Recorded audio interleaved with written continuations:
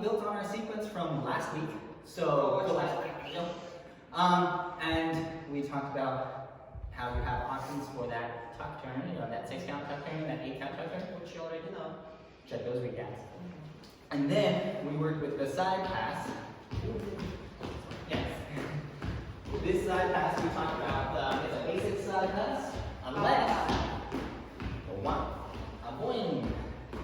We do something different.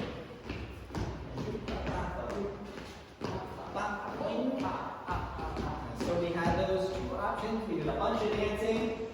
Well, we're really talking about how even on a 6 count, you want to continue this way, sideways. So then when they do either of those other moves that turn 8 count, It's just using what's already there. Or this one coming in sideways. Okay. So see how I'm turning into it. And then Brian just regrets.